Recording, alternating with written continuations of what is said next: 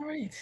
Well, hello, everyone, and welcome to our third session for our peer-to-peer summer series with New Bedford Creative. My name is Jasmyn Baird. I'm the Senior Creative Fellow with New Bedford Creative. And thank you all for being with us today. I know I've seen a couple of familiar faces with the other sessions, so it's nice to see you here again. This peer-to-peer series is geared to enrich, educate, and connect creatives within our community. We know that New Bedford is home to many creatives, entrepreneurs, community enthusiasts, etc. So this series and this session is embracing the pulse that makes New Bedford so unique. I want to thank our funders for this program, the Mass Development, TDI, and the Barr Foundation. This series is just one component of their TDI Creative Cities Initiative to boost arts-based economic development. We have an hour together, so the first half is going to go to Amanda. I encourage you all to ask any questions you may have and put it in the chat. We'll be able to address those questions once she's done for the last like 25 minutes and hopes to wrap up by 2 p.m. Your questions could be anything about what she's presenting, but it could also be tailored to the projects that you're working on now, just to get the best use of your time. Um, Lastly, we do ask that everyone stay muted during the presentation, but once Q&A comes up, feel free to unmute and ask any questions. And we will be recording this session as of right now. And it could be found on our YouTube within the next week. Like the rest of the sessions, the past sessions we've had, you can find those on our YouTube channel at New Bedford Creative. So without further ado, I want to introduce Amanda. Amanda DeGrace is the founder of Amapola Studio and will present to us about grant writing and finding, but more specifically, making the case, mission, need, and vision. So thank you so much, Amanda, for being here today, and take it away whenever you are ready. Thank you, Jasmyn, and thank you, New Bedford Creative, for having me. I'm Amanda DeGrace. I see familiar faces already. I have worked at different nonprofits in downtown New Bedford. I am from there, and I have since switched to living and working in Providence, but I love talking about grants at any opportunity, so I'm really grateful to be here and just touch base with you guys today and hear about what you're up to. So what are we doing today? This is going to be a quick agenda. I am going to offer just a perspective on how to see a grant or a grant opportunity, a brief look at the typical sections of a grant application, examples of how to approach your what I call the big three: mission, need, and vision within your narrative. And we're going to do some writing prompts. You are welcomed to grab your favorite pen and paper, and they're going to be very friendly, brief writing prompts just to get us going and playing with what narrative could look like. And then we're going to open it up to talk shop. Again, Jasmyn said you could message within chats, the chat, if you want to just have a comment or if you just have a general thought. But let's get started. What is a grant? This is a very common idea that we hear all the time, right? If you are an artist, if you are running a program, if you have a general idea, people are very quick to say, oh, well, you know what, you should just get a grant for that, right? And what is a grant? That seems like a layman's term, but when we think about it, it's financial assistance between two parties that is non-repayable. This is true. You don't need to pay back grants. I would argue, though, that in seeing it in just that way, we tend to think of grants as free money, and that leads to narrative that reflects that. It turns into this vicious cycle of, well, I am a person who is in need of money. I am approaching you because you have money. Let's reframe to a grant being, Grant funding ensures a society's best resources can be accessible. If there is a grant opportunity out there, that is because a grant maker has decided that there is an idea, there is a resource, there is an activity, there is an experience, there is information, there is something out there that more people should be connected to. So they are offering their funds in order to make that happen. I say that because sometimes it is easy to forget that grant makers also have their own mission. And your general strategy here can be to really understand their mission and connect it to yours. So if there is one thing that you can walk away from in this presentation today, consider when you are writing grants, how much you are recruiting the grant maker to your mission, and also how much you are able to exhibit that you see their own as well. And in that frame of approaching a grant as a partnership, I guarantee you that you jump up to the top 50% of the application pools, because I think that in general, the application could be an intimidating process for some people. I'm thinking that there are veterans on this call and some people who sort of like print out the packet and put it down. They don't really want to think about it or read about it until like they really have to, until the deadline is looming. One way to look at the sections of a grant application, this will change, but it tends to be that you will find that there is an eligibility section, a narrative needed with that asks you about your mission, your needs, and vision, and we'll get to that. They want to see your general activities. They want to see exactly what you're doing and the outcome of those activities. If you are saying that you will offer photography lessons, what skills, what experience does a person carry with them beyond that photography lesson? They will want to see a project or program budget. And that is where you outline the things that you actually need, the personnel, the equipment. This is your chance to make the program tangible line items, right? To get it done, and also the attachments, and that will vary, and the reporting and evaluation. I am not going to get into every section here at all because this is a series with many grant writers within it, but I will just offer that when you look at a grant application, consider that I don't care if the packet is 3 pages or 30 pages, it typically hits these points. So if you are comfortable with all of these sections, you don't need to be too wary every time you review an application. What we are going to focus on today is statements of the big 3: mission, need, and vision. And that you'll find more so that these are most useful within that project narrative. Yes, you want to paint a story of what you are doing, but you want to really just hit these 3 points as quickly as you can.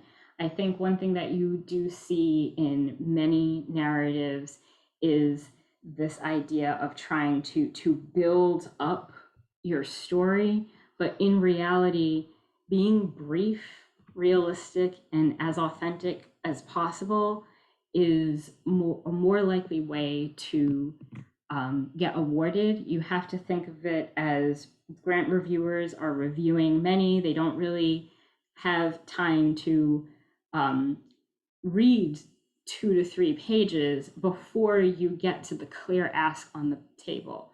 So mission, need, and vision. Today we are looking at mission.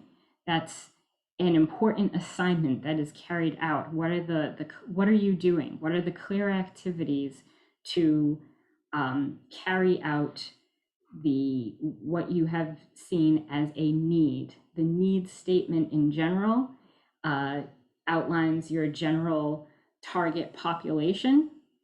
And then there is the vision. What is your long-term impact for the future? How does your program impact beyond the 10-week, 5-week, or even Saturday afternoon that you are proposing? I think that this is best with an example. Let's look at a general statement that you could see within a grant that's a bit vague. No one should go hungry. Our goal is to end hunger, especially for families, so Helping Hands will host a pop-up pantry at our local recreational facility every Sunday. Over 40% of families nationwide face food insecurity, and we want all families to have basic nutrition, and there will be a variety of sources available every week. This is a worthy example of a necessary program, a pop-up pantry within a recreational facility. How could we do this a little bit better? So let's read this example.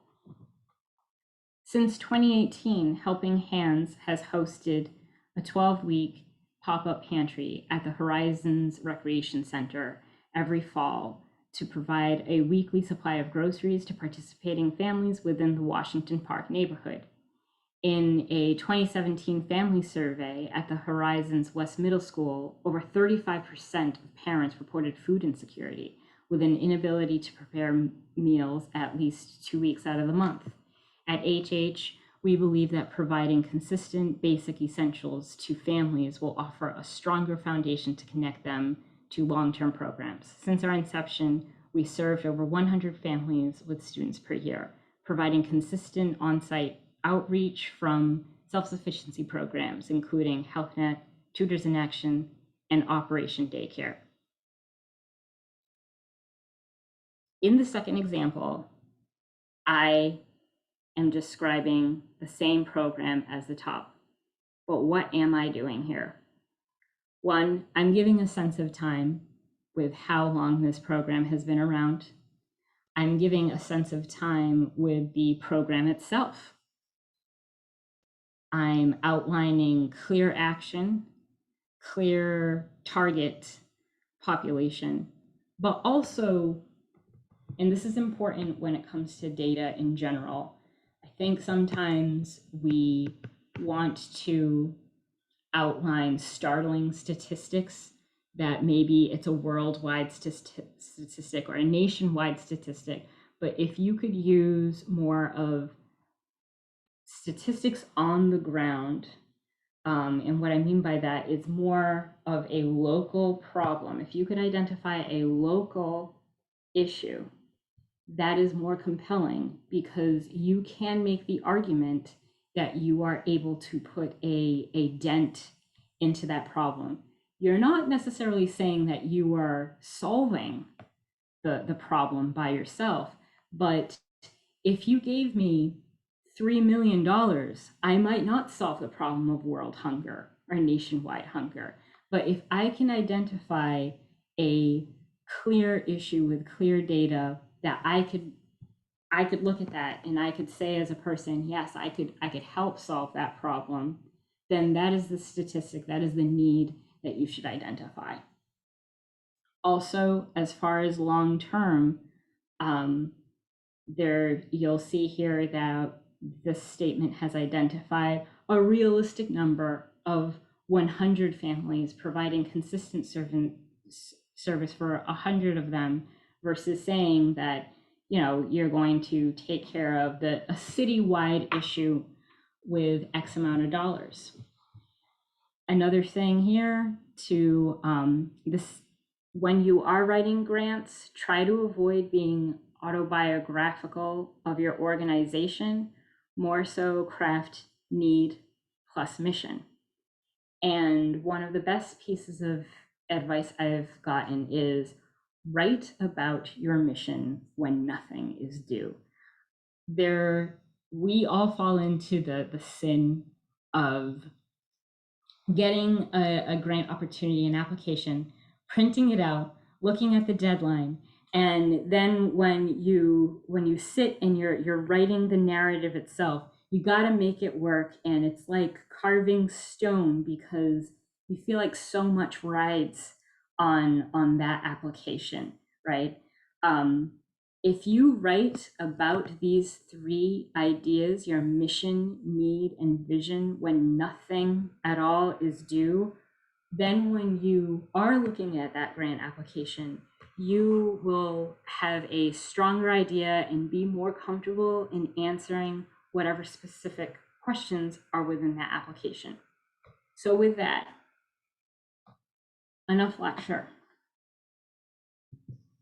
We're going to shift to free writing. In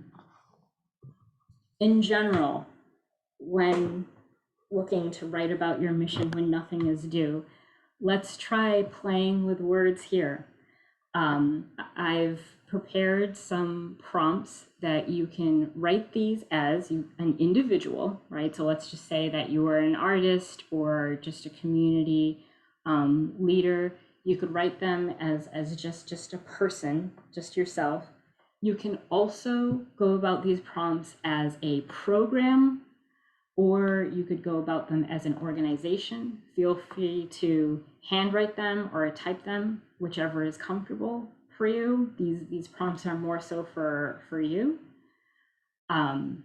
If you haven't done free writing before, general tip is don't stop writing. I'm gonna say 2 minutes, and that's going to feel like forever, but just keep writing, and again, explore with the ideas that I am asking. And there's no need for complete sentences. Just carry out the idea itself as deep as you can. I have absolutely been in free writing sessions where I am totally stuck. And in that case, write a question to yourself. Oh my God, why am I even here? And then answer that question. You're going to kill the critic. That's for later. And you're looking to aim for kernels of truth. You're looking to aim for words that you respond to later. And there is absolutely no pressure to share any of these today. I will open it up in question and answer if people want to talk about it, but some people love brainstorming and sharing at first blush. Other people want more time to muddle through their thoughts, and we all understand that. So if you can, grab a pen and paper. We're going to look at the first writing prompt. Prompt number 1 is called the 555, or the blank check. What are we looking for here? We are looking to list off 5 things you want to have physically for yourself or your program or your organization. And that's going to be timed. Then we will move on to 5 activities you want to do. That could be, again, yourself, your program, or your organization. And then we're going to move to 5 roles you want to be within your field or community. General rules here. This is a blank check question. When I ask you the 5 things your organization could have, this is not a time to be modest. This is a time for, as far as to have, that's a time to get materialistic. So unless people have specific questions about this prompt, we are going to get started with the time. And I'm not hearing any.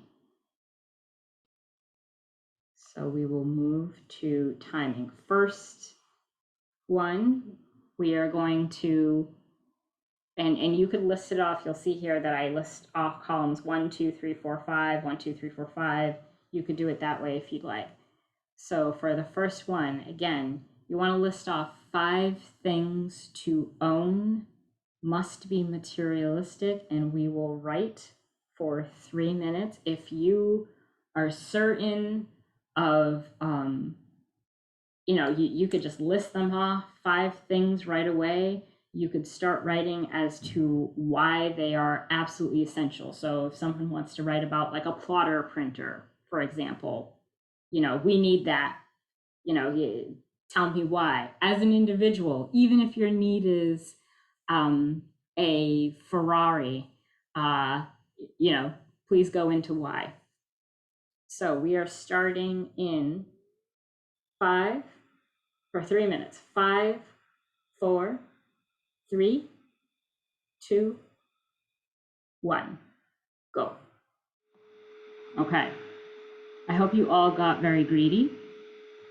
I hope you all listed off, like, if you feel like you need a rocket for whatever spaceship program you're dealing with, I hope you just listed that right there. But moving on. For this part, 5 activities you want to do. That is, as a self-organization program. For this, you want to focus on verbs to paint murals, whatever it is. You want these to be action driven, and we will go for 3 minutes. Again, if you clearly know what those activities are, work on justifying why your organization is doing them. So we are moving to 3 minutes at 5, 4, 3, 2, 1, go. I'm sure many wrote down inspiring things, inspiring verbs, but if you also as yourself wrote down that you must jet ski in your life, I'm not going to judge you. That's cool too. We are going to shift to 5 roles you want to be within your field or community. For an organization, maybe you want to be an advocate of a specific case. Maybe you want to be a leader of archiving specific work. This will take time. If these ideas are new to you, don't worry about it. These are hard questions. You're going to give them 3 whole minutes. So we will start off in 3, 2, 1, go. If you found yourself freezing or a bit stuck on how to answer these questions, no worries. I threw out some pretty heavy questions. But I do encourage you to really revisit this 555. I personally revisit and use it for myself, revisit it once a year. It actually proves to be very consistent and a great compass for where I'm at. So we're going to wait till the end to question. Yes, I'm going to do a couple more prompts just to get through, and then we're going to open up shop. But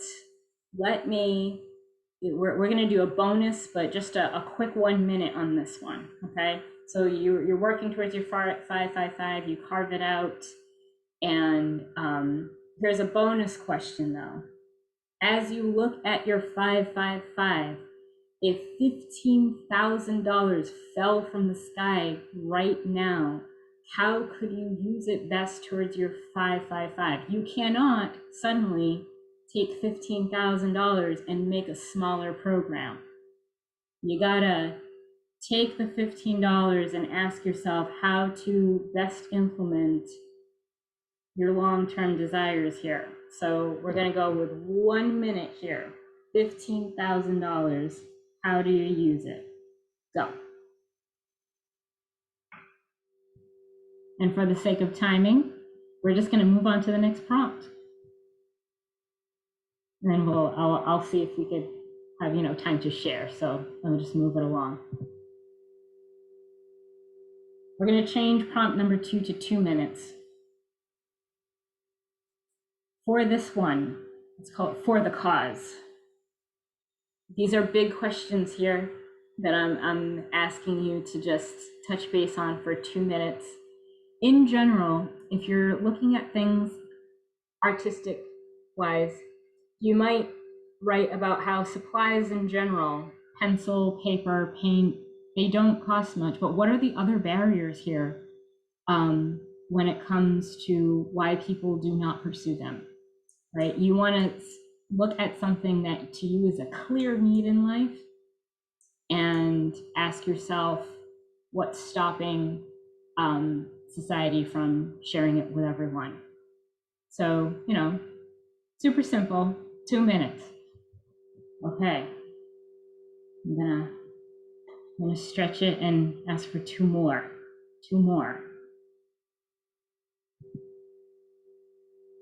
We're gonna change this one to 1 minute. And could you hear me better, Jasmine? Okay, great.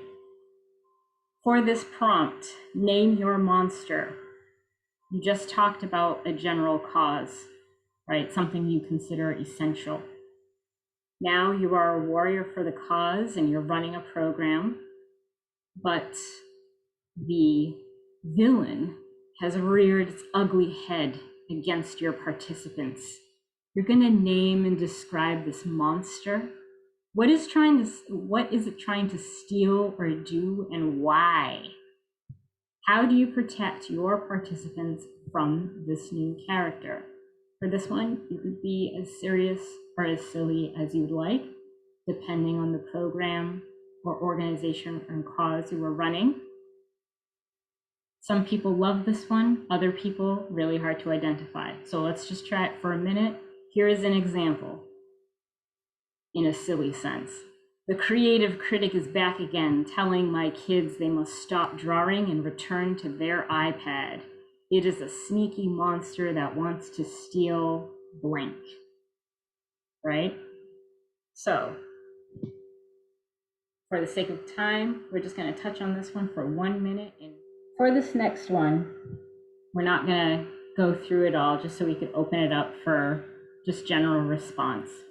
In this one, it's the shutdown in the monument. First, you ask yourself what happens if your program or organization closes its doors overnight without explanation, without notice. And you go into just the general idea of who misses out, because in that case, whoever misses out, that is your target population. But instead of going at both parts, we're just going to write for 2 minutes on the second section of the monument. So, so instead of closing, shutting down, you've been granted the perfect amount of seed funding to start the organization or program of your dreams. It does so well that a monument is built in its name just 10 years since that seed award.